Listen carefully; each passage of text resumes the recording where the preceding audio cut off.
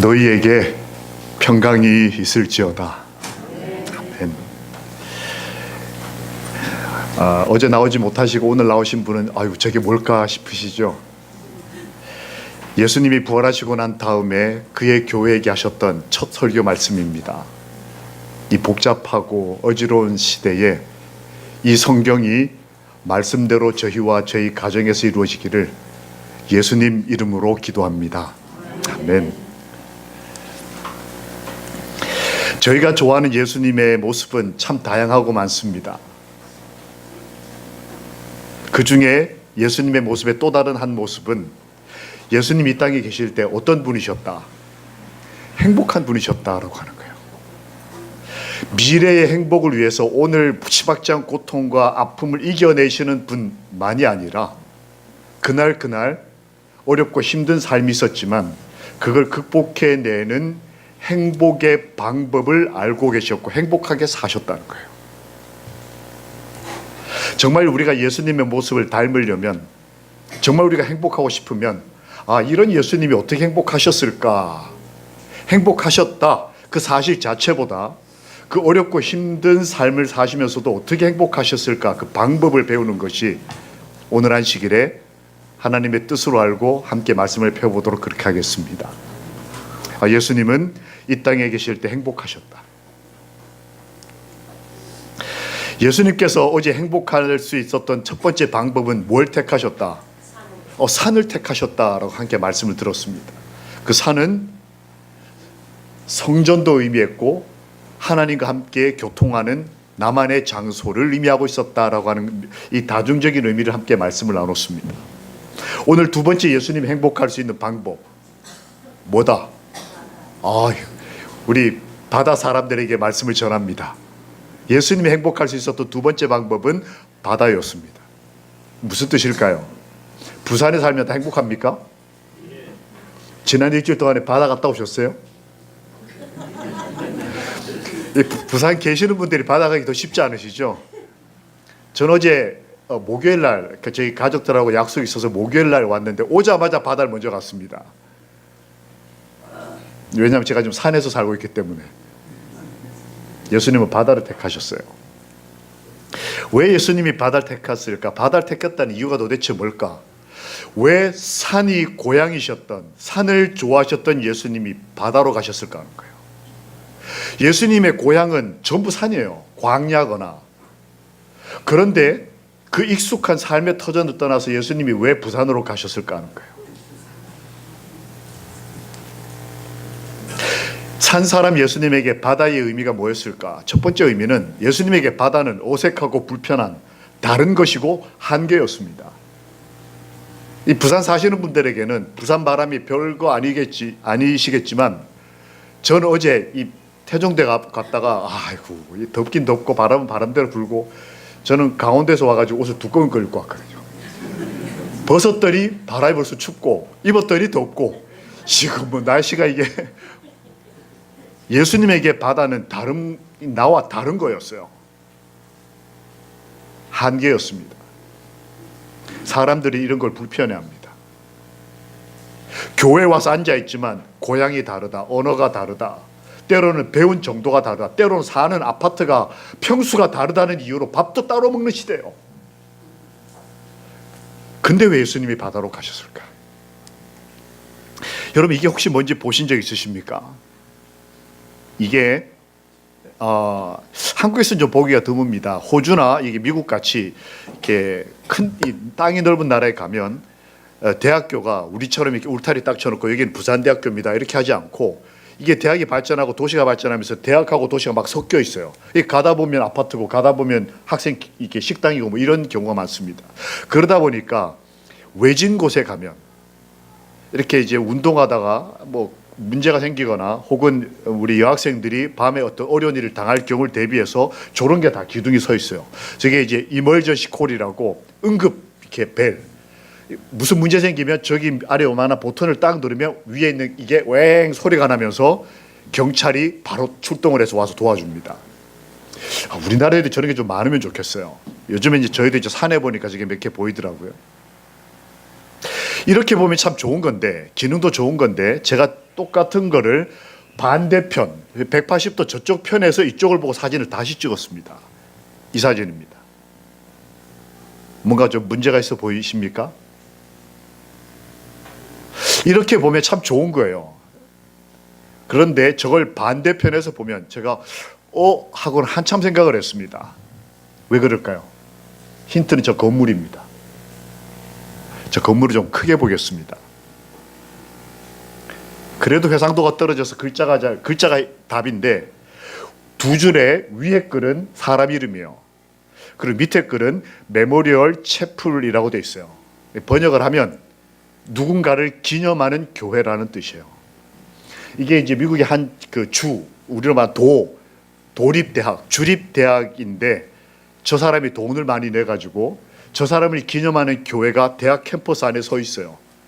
이 사람이 헌금을 많이 해가지고 우리 대학이 세워졌습니다 라고 하는 그분을 기념하는 교회예요. 제가 저걸 보고 왜 생각이 복잡해졌을까요? 이제는 시대가 교회 앞에서도 저런 기둥이 필요한 시대가 됐어요. 교회까지 왔으면 급한 일 생기면 누구 찾아야 돼요? 하나님 찾고 예수님을 찾아야 되는데 교회 앞에 와서도, 교회 안에 들어와서도 문제 생기면 변호사부터 찾고, 문제 생기면 부산병원 바로 옆에 있잖아요. 병원부터 달려가고. 왜 우리가 하나님 앞에 왔으면서도 급한 상황이 생겼을 때 경찰부터 찾느냐 하는 거예요. 시대가 그래요. 돈이 힘이다. 배우는 게 힘이다. 그래서 어느 한 학생이 저한테 상담 전화를 했습니다. 왜 그러냐 했더니 자기가 고3인데 지금 어딜 가고 있대요. 어디 가냐 했더니 수시 면접 보러 가고 있대요. 공부 잘해요. 제가 아는 학생이었어요. 한의학을 공부를 하는. 근데 이 친구 고민이 뭐였냐, 면접을 보러 가면서 당연히 이제 기도해 주십시오 뭐 이런 걸라고 생각을 하고, 그래 기도가 필요하냐 그랬는데 그 시간이 언제냐면 지금 이 시간이에요. 안식일 아침. 목사님, 저는 어릴 때부터 모태신앙이고 제 아버지 어머니도 신앙을 하시는데 요즘 한국에는 좋은 대학 가려면 수시 면접은 대부분 토요일에 시험을 칩니다. 게다가 인서울 하려고 그러면 그래요. 여대 한두 개 빼놓고 다 토요일 내려요. 대학원도 다 그래요. 목사님, 저는 오늘 아침 솔직히 교회를 가고 싶었습니다.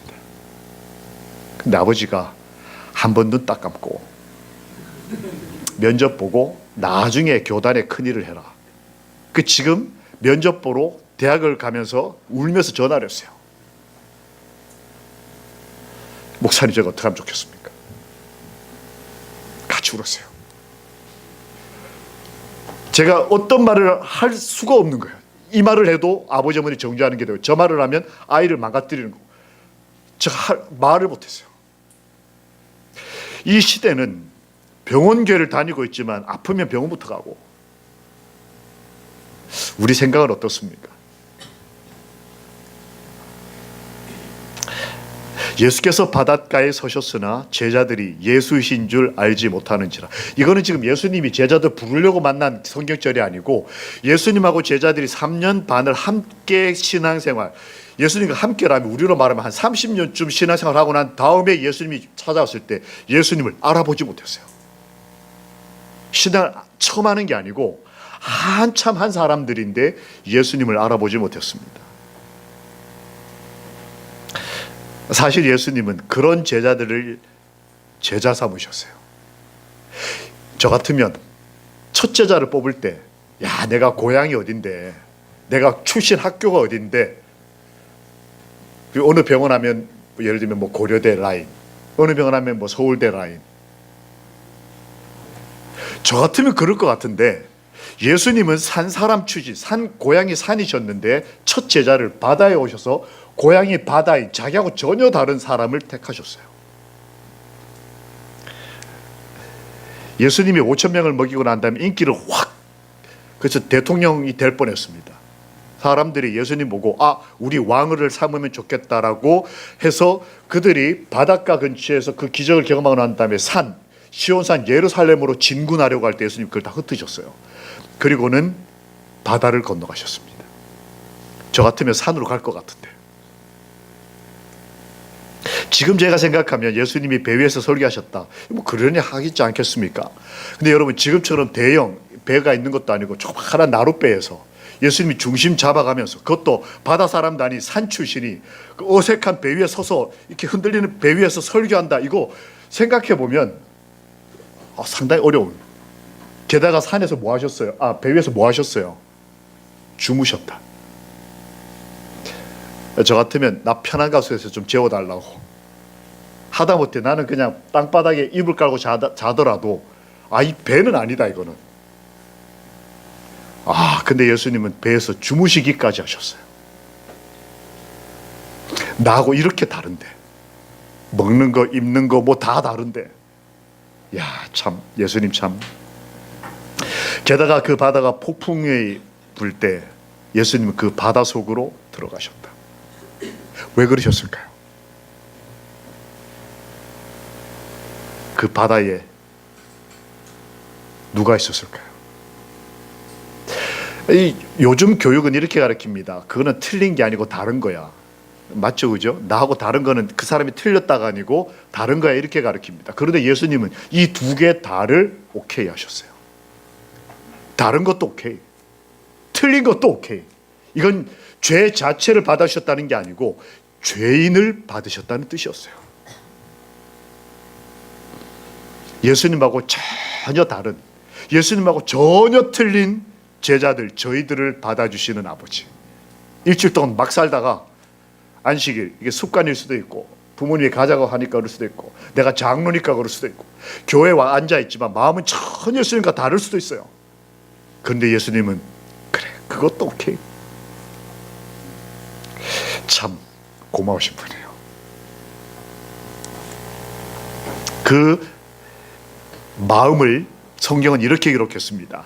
이 아침에 저희 인생의 바다에 찾아와 주시기를 기도하는 마음으로 이 언약의 말씀을 같이 좀 읽겠습니다. 시작.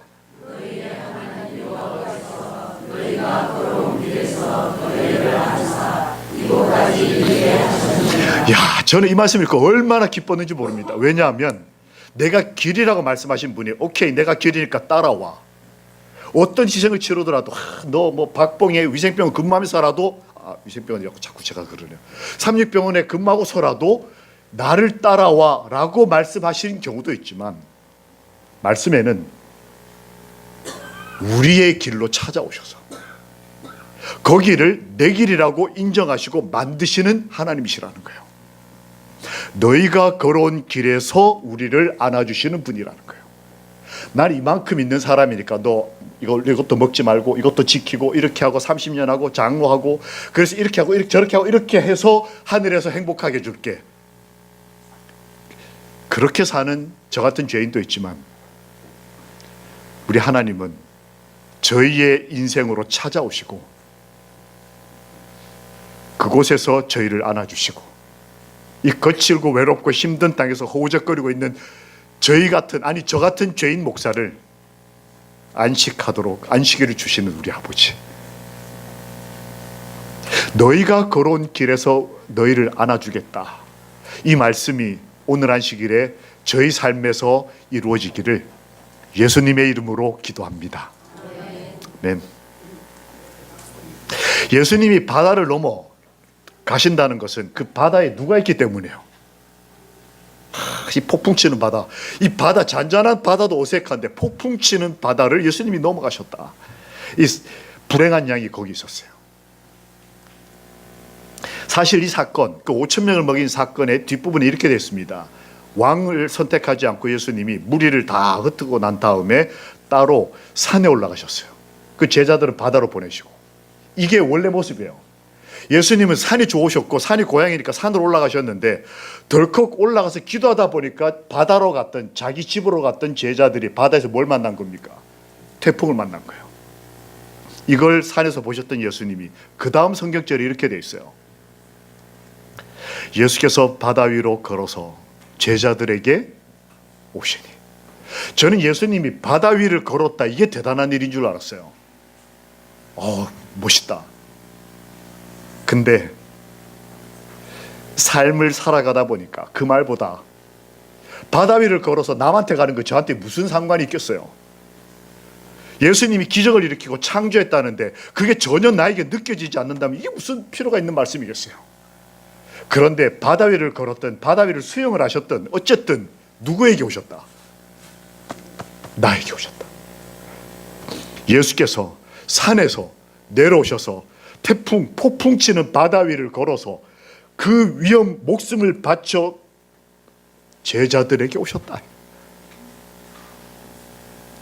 예수님이 오늘 안식일에 부산 바다를 건너서 저희들에게 찾아와 주시기를 소망합니다.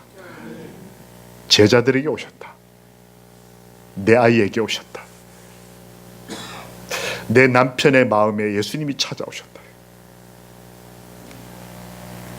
그 밤이 캄캄하고 격렬한 광풍이 불지라도, 그의 갈 길이 아무리 위험하고 사나울지라도, 그의 수고가 아무리 지루하고 고달픈 것일지라도 그 잃은 양을 찾을 때까지, 그 다음 같이 읽겠습니다. 제일 마지막 줄 시작. 그가 누구실까요?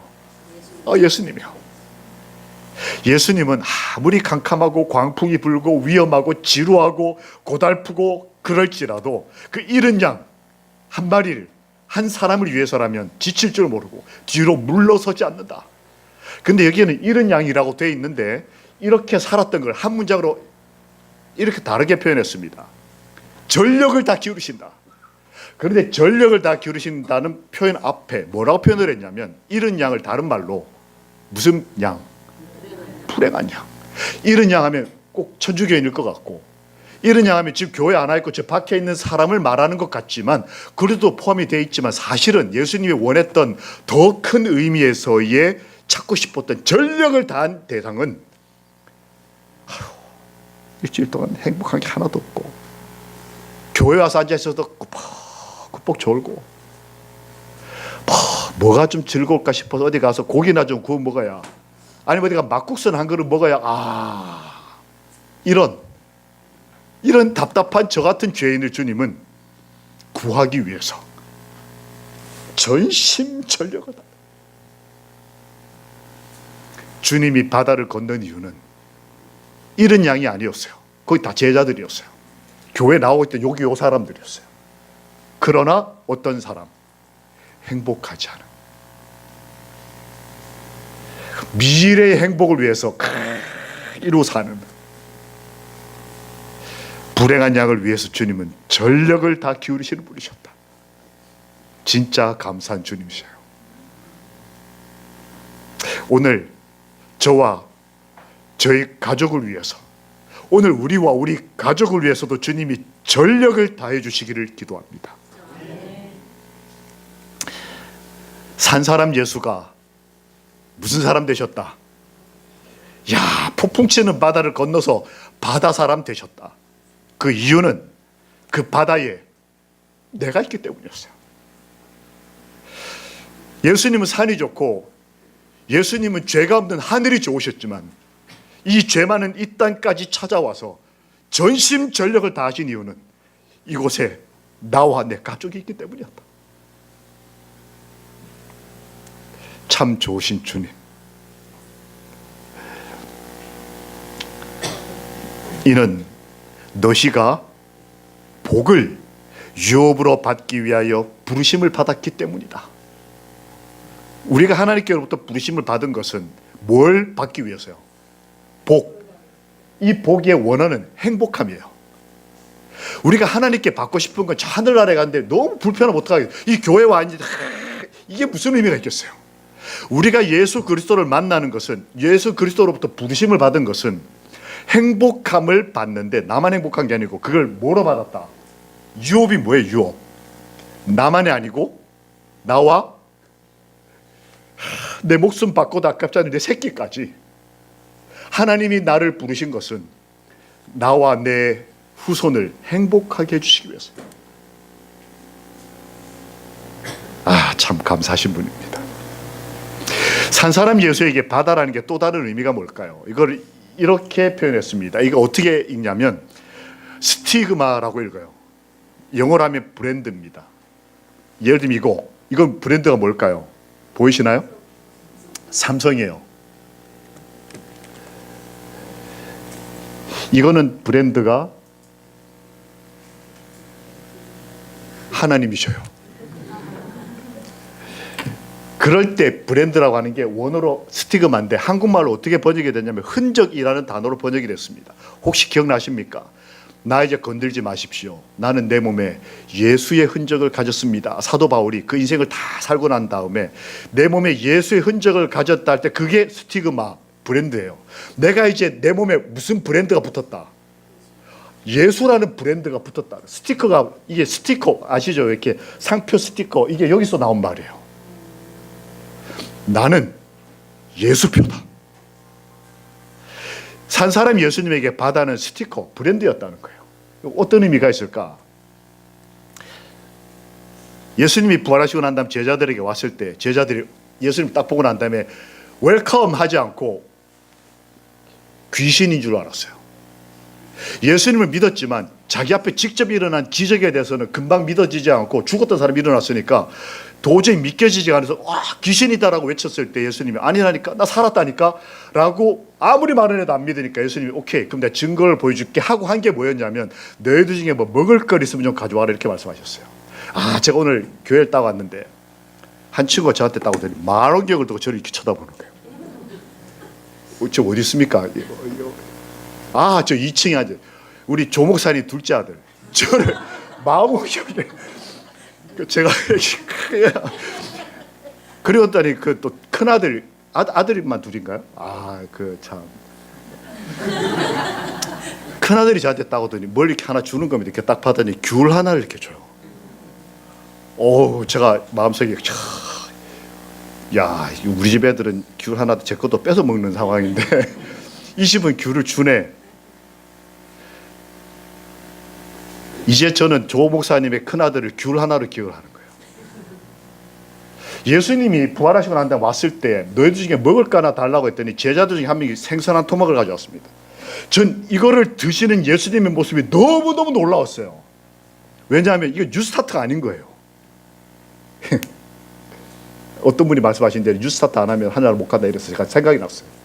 이 뉴스타트도 아니고 왜 하필이면 생선 한 토막을 예수님이 드셨을까? 이게 지금 십자가 전에, 다 이루시기 전에 한 명이라도 더 구원하기 위해서 하신 이 행동이었다면 이해를 할 것 같은데 다 이루시고 난 다음에 뭐 아쉬워서 생선 한 토막, 제가 이게 너무 이해가 안 됐어요. 뭐 사과 한 개 드셨다 이러면 얼마나 좋았겠어요. 그 제가 이렇게 정리하다 보니까 제가 아주 좋은 기별을 받습니다. 당시 생선 한 토막은 가난한 어부가 먹던 한 끼 식사였다. 산 사람도 아니고 고향에서는 한 끼 식사로 생선 안 드셨어요, 예수님이.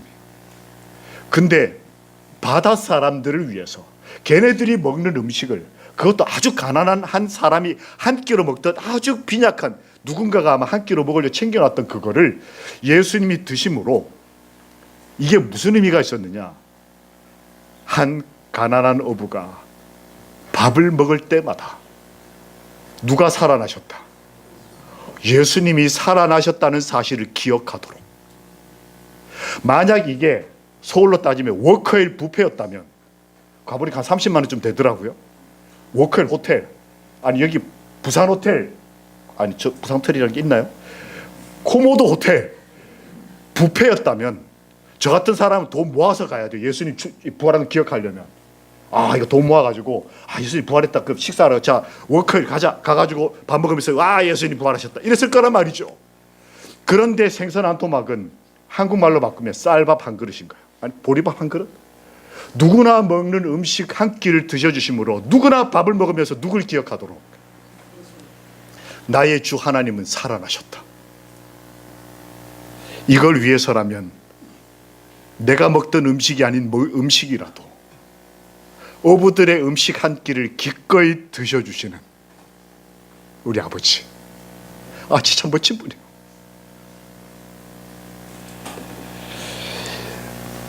생선 한 토막.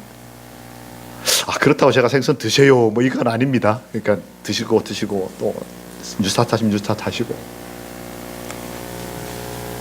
그 근거성 이 말씀입니다. 함께 좀 읽어보실까요? 시작.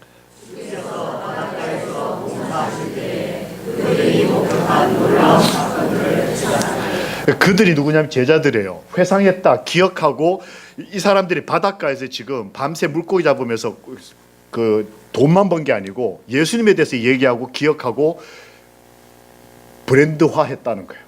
그런데 뭐라고 되어 있냐면 앞에 산에서 봉사하실 때가 아니고 어디서 봉사하실 때에? 바닷가에서 봉사. 왜요? 자기들 고향이 어디니까? 바닷가니까. 제자들은 바다 출신, 여기 7명의 제자들이 대부분 바다 출신이었어요. 바다 출신 제자들이 볼 때 예수님에 대한 기억이 가장 먼저 났던 게 뭐냐면, 산에서 예수님이 뭐 했느냐 기억 안 났어요. 뭐가 기억이 먼저 나는 거예요? 내 고향에, 내 삶에, 내 인생에 찾아오신 예수님의 흔적이 기억이 난 거예요. 제자들, 특별히 바닷가 출신 제자들은 예수님이 자기 삶에 찾아오셔서 뭘 하셨는지를 기억하면서 감사해요. 생선이 그 중에 하나였던 거예요. 제가 이제 목회 시작하기 전에 저희 아버지와 어머니가 어떻게 사셨을까를 좀 보고 싶었습니다. 그때 제가 그게 효도인 줄 알았어요. 내가 아버지 인생을 보고 어머니 인생을 보고 좀 닮아야지. 근데 제가 이제 그때 아버지 나이가 지나고 보니까 아이고, 제 아이가 제 인생을 추적한다 생각하니까 이게 소름이 확 끼치는 거예요. 여러분 혹시 생각해 보셨습니까? 내 아들이 내 딸이 내 인생을 이렇게 하나씩 추적해 보면 내가 내 자식들 앞에 떳떳할까? 저는 안 그런 거예요. 근데 저는 젊었을 때 그 효도인 줄 알고 아버지가 사셨던 곳을 다 찾아가서 한 곳 한 곳 찾아다녔어요. 저희 아버지 어머니가 처음으로 이제 일반적인 생활을 시작한 곳이 여기 충무 통영에서 배를 타고 1시간 반 들어가면 연대도라는 섬이 조그마한 게 있습니다. 거기에 옛날에 삼육 중학교가 있었어요. 거기에 교사 겸 이제 전도사로 이렇게 주중에는 아이들 가르치고 이제 안식일에는 전도사로 교회 책임지고 이렇게 그 일을 처음 시작하셨어요. 제가 이제 목회 시작할 그때 27, 28 나이에 이제 저희 아버지도 그때 거기 계셨던 거예요. 그래서 이제 제일 먼저 거기 찾아갔습니다. 이제 통영에서 배를 타고 바다를 건넜어요. 건너면서 1시간 반을 배를 타는데 너무 힘이 드는 거예요. 멀미 나죠. 야, 참 내 나이에 아버지가 참 이렇게 사셨다. 뭐 이런 생각하면서 이제 갔습니다. 근데 가는데 그때 당시 저희 아버지의 제자였던 분이 지금은 무태 나오셔가지고 우체국장이 되셨어요. 그분이 고향에 그 섬에 사시는 모친, 어머니, 노모친에게 전화를 하셨어요. 근데 옛날에 저희 아버지 입장에서 보면 학부형. 전화를 해가지고 어머니, 옛날에 그 김 선생, 저희 아버지 김 선생 아들이 지금 그때 그 김 선생 나이가 돼가지고 고향을 찾아간다. 지 아버지 일했던 데를 찾아가니까 어머니 그 김 선생 아들 좀 잘 좀 해주라고 전화를 하신 거예요. 그 저는 모르는 분인데 배를 타고 배를 이렇게 내리려는데 선착장에 보니까 할머니가 나오지. 허리가 이렇게 굽은 할머니가 나오죠. 내리니까 네가 김 선생 아들이가? 네, 제가 김 선생 아들입니다. 이렇게 나오고 보니까 산 등성에 아직 그때 당시 학교 건물, 교회이자 학교 건물이 그대로 남아있더라고요. 지금 쓰지 않아서 폐가가 됐는데 제가 들어가 봤어요. 여기가 그때 학교고 그때 교회 건물이라고.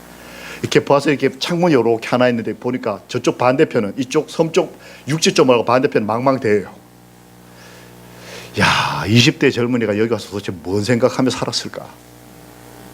뭐 그런 생각하면서 이제 여기는 뭐 공부 1등 하던 애 집이다. 여기는 치질이 말 안 듣고 맨날 그냥 혼나던 애 집이다. 뭐 하나씩 맞지. 성지순례하는 게 다 설명 쭉 이렇게 마을을 쭉 이제 설명하고 난 다음에 그 댁에 들어갔습니다. 이게 할머니 이제 일자집 다 무토 다 나가고 대부분 다 어르신들만 남아 있는 섬이었어요. 일자집 건너편 사랑채에 이제 저를 자라고 이렇게. 그래서 제가 이렇게 잠깐 짐 풀고 누워 있는데 식사하라고 오라고 갔더니 밥을 딱 가지고 일품 요리를 가져오셨어요. 김치 요만큼, 밥 고봉밥, 그리고 요거. 여러분 좀 맛있게 보이세요? 이게 버겁게 막.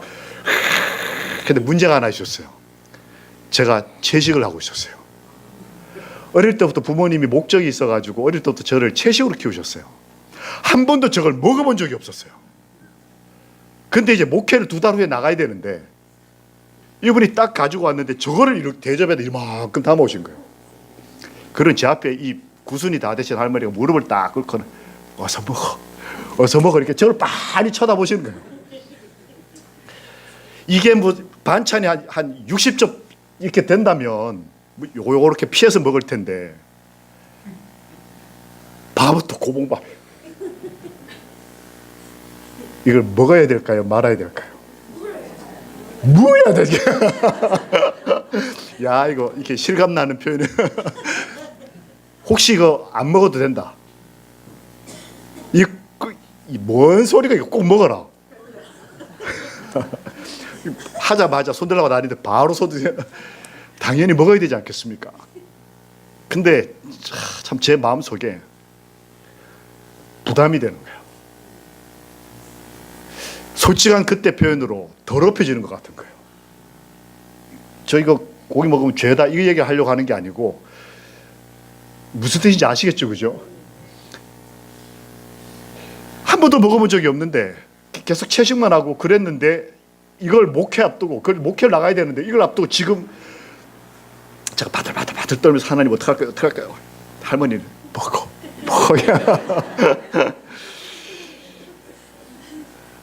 말씀하신 대로 참 이런 율법주의자가 목사 된 거 보면 하나님 참 좋으신 분이에요. 당연히 먹어야죠. 제가 기도하고 이를 악물고 이거 빨리 먹어야지 하고는 밥을 여기다 비벼가지고 후딱 빨리 끝내려고 해가지고 근데 너무 맛있는 거예요 이게. 이 뭐지 이게. 딱 먹고 딱 내려놨더니 할머니가 한 대접 더 가져오셨어요. 그 제가 이걸 2대접을 먹고 밤에 배탈이 났어요. 밤새도록 설사를 왔다 갔다. 화장실 밖에 있어가지고 가려면 방에서 나와가지고 신발 툇마루라고 이만큼 마루에서 신발 갈아 신고 밖에 있는 화장실 갔다가 이거를 하다가 새벽 3시쯤 돼 지쳐가지고 그래 들어가면 또 나올 건데 아예 들어가지 말고 툇마루에 제가 들어놓습니다. 할머니가 이걸 주시면서 그러시는 거야. 김군, 당신 아버지 어머니가 자네 아버지 어머니가 차 이거 샀을 때 그래서 무슨 얘기를 하시냐면 저는 저 위로 누나가 하나 있고 밑으로 여동생이 하나 있어요 지금 현재. 근데 원래는 누나 위에 형이 하나 더 있었어요. 이때 저희 아버지 어머니가 신혼으로 여기 가셨다가 이제 첫 아들을 임신을 했어요. 이거 하나님께 드리겠다 이름을 김사무엘이라고 정해놨어요. 근데 이제 만삭이 돼서 이제 진통이 와가지고 오늘 저녁에 출산을 해야 되는데 그 새를 그 집에서 새를 방에서 신혼부부가 새를 들어서 하는데 주인집이 그날 제사였나 봐요. 섬에는 그런 미신이 있대요. 그 제사 날에 뭐 보면 안 된다, 피 보면 안 된다. 그래가지고 오늘 저녁에 진통이 와서 출산을 할 이 이 새댁을 집에서 나가라고 했어요. 그러니까 이 어머니가 신혼인데다가 뭐 새댁이 애 처음 나보고 어떻게 대책이 없으니까 갑자기 밤에 대책이 없으니까 비는 억수처럼 오고 집에서 나와가지고 대문 밖에 나와서 집 벽과 처마, 이 지붕 처마 요 사이에 이불을 걸어놓고 그 밖에서 애를 낳다가 애가 죽었어요. 이제 저희가 형이 되는 거죠. 그 저희 아버지가 아마 정신없이 이렇게 죽은 거에 비 오는데 그 산에 갔다 묻고 내려와서 보니까 삽을 안 가져가서 묻고 내려와서 보니까 손톱이 다 이거 손으로 파가지고 손톱 다 빠진 거를 모르고 아이를 묻고 내려와서는 죽어가던 아내를 어떻게 해서 살려냈어요. 근데 며칠 후에 안식일이 됐는데 니네 엄마가 그때 학생이 한 30명 됐나 봐요. 학생들에게 점심을 해주기 위해서 교회를 나왔더라. 교인들이 없으니까 새댁이긴 하지만 전도사 사모니까 첫애 잃어버리고 아직 죽을 고비를 넘긴 새댁이 교회에 나와가지고 내 아들을 위해서 밥을 해주는 걸 이분이 보신 거예요. 그리고 그거를 몇십 년이 지나도록 잊지 않고 계시다가 그 아들이 온다니까 내가 우리 섬에 생선은 많은데 육고기는 귀하다고, 육고기라고 하시더라고요. 내가 섬 다 뒤져가지고 이 소고기 요만큼을 어디서 구하셔가지고 내가 아침부터 이거를 구웠다고. 내가 자네 아버지 어머니가 그 젊은 날 내 새끼를 위해서 어떻게 해줬는지 내가 잊어버릴 수가 없다고. 이건 먹으라고.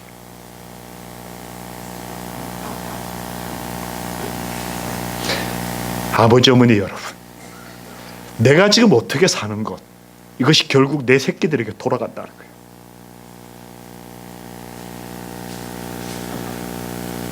그 제가 이걸 안 먹을 수가 없는 거예요. 근데 그리고 난 다음 새벽 3시에 속은 너무 불편하고 막 힘이 다 빠지고 지쳐 있는데 밤에 이렇게 하늘을 보는데 별이 이렇게 떠 있고 바다 이 소리가 촤촤 나는데 너무 좋은 거예요. 나도 이렇게 살아야 되겠다. 나도 우리 아버지 어머니처럼 살아야 되겠다.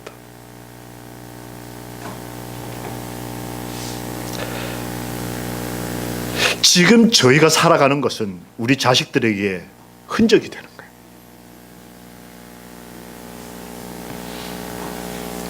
나는 어떤 흔적을 남기면서, 아니 예수님 나에게 어떤 흔적을 남기시면서 은혜를 베푸셨는가. 예수께서 바닷가에 서셨으나, 바닷가에 서셔서 예수께서 이르시되 얘들아 라고 부르셨어요.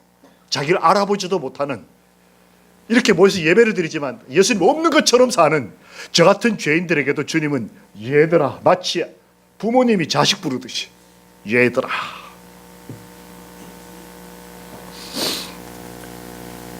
이렇게 부르시면 저희를 어떻게 해주기 위해서요? 행복하게 해주기 위해서. 얘들아, 너는 행복한 사람이로다. 하나님의 사람들, 안식일을 맞아 주의 성전을 찾은 하나님의 가족들이요, 바다에 오신, 내 인생에 찾아오신 예수 그리스도를 바라보는 이 기쁜 안식일이 되시기를 우리 주님 예수님의 이름으로 기도합니다. 아멘.